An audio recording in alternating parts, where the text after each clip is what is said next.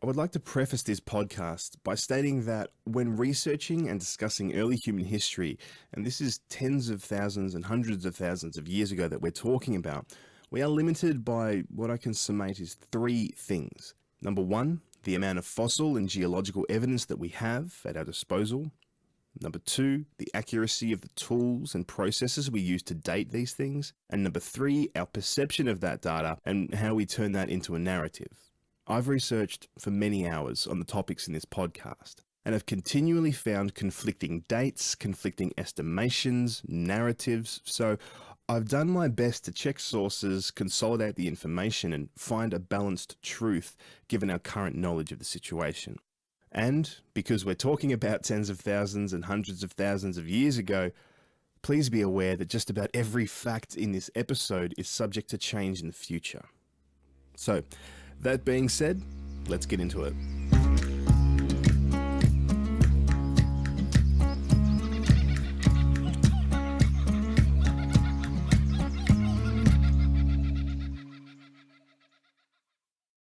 $13.8 billion years ago, the universe comes into existence.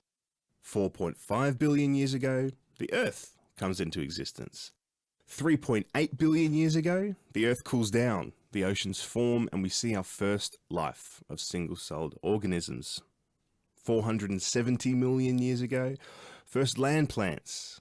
450 million years ago, first animals. 325 million years ago, the first reptiles, and then dinosaurs come onto the scene 248 million years ago. Not long after that, 200 million years ago, you see the first mammals. That's us. 65 million years ago, the mass extinction of the dinosaurs, a cataclysmic extinction event at the end of the Jurassic period, we think was caused by a big meteorite. 60 million years ago, the first primates begin swinging in the trees of Africa's jungles. And 15 million years ago, we see the first apes. 3.5 million years ago, the first hominids appear in East Africa. 300,000 years ago, we see the first homo sapiens, the first real humans. 150,000 years ago, they migrate out of Africa. And 65,000 years ago, the first homo sapiens reach the shores of Australia. And this is where our story kicks off. In this podcast, I'll be discussing the history of Australia, from the first Homo sapiens to set foot on this Aussie soil to the latest political scandal. I plan to cover a very wide variety of topics in this podcast.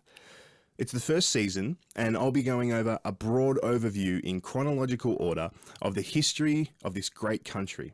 The indigenous people, the Dutch landings in the west, the English landings in the east, colonisation, federation, all the way through to current day. And I'm certain that this is a story that not many people of this world know, and it's my mission to change that. Welcome to the history of Australia.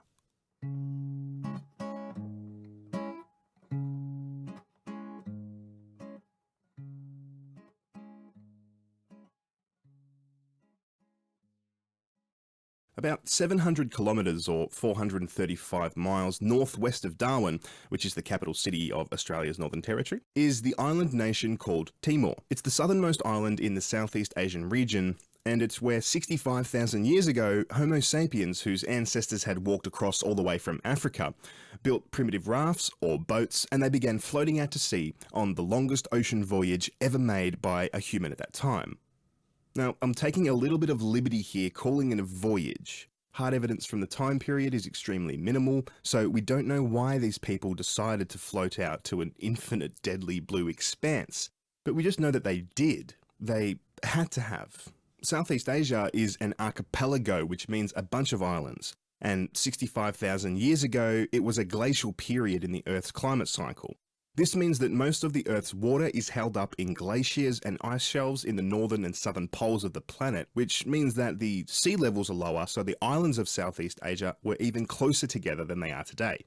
Ancient humans standing atop mountains in Indonesia would have been able to see other islands over the water and travel to them either by floating on currents or, more likely, by building some kind of primitive raft. These islands that they landed on would have been untouched, with swaths of live game to hunt and plants to eat. It would have been goddamn heaven for them. And after each successful crossing, some people would stay on an island and others would set off again to the next nearby island. It seems rather plausible, their island hopping through Southeast Asia, until you reach that last island, the southernmost island, Timor. Now, it's important to note that when the water levels were low, the mainland of what is now Australia was connected to the island of New Guinea, which is an island nation today that's north of Australia. This big continuous landmass of Australia, New Guinea, Tasmania and some other islands surrounding Australia was just one big mass, and it was referred to as Sahul. The estimated distance from Timor to Sahul around this time is about 90 kilometres or 55 miles. That's a long fucking way on a tree bark raft. And what's more, these early humans almost certainly would not have been able to see Sahul from Timor, no matter how high the hill, no matter how tall the mountain, because dust and dirt and vapour and particles in the air limit a modern human's unobstructed view through the air to about 20 kilometres or 12 miles, far short of the 90 kilometres or 55 miles between Timor and Sahul. Now, I'm aware that this number of a 20 kilometre line of sight includes pollution in modern day world. I looked for sources and estimates on how far in the atmosphere without current levels of pollution you'd be able to see, but I really found nothing. And plus, we don't know how capable human eyes were 65,000 years ago. It is likely that they were very similar to what we have today, but we just don't know for sure. We may not know how or why, but the crossing of the ocean from Timor to Sahul was the first unequivocal evidence of a sea crossing by humans to another land. Many experts remark that the arrival of Homo sapiens in Australia was one of early humans' greatest achievements, and Chris Stringer, who wrote the book The Origin of Our Species, said that the voyage, quote, clearly demonstrates the high capabilities of the people who first accomplished it. He also said that the accomplishment was a turning point in human evolution. The Aboriginal Australians that are alive today are descended directly from those Homo sapiens who crossed the sea 65,000 years ago, and somewhat finished a journey started by their ancestors in Africa 100,000 years prior. From Somalia to Sahul.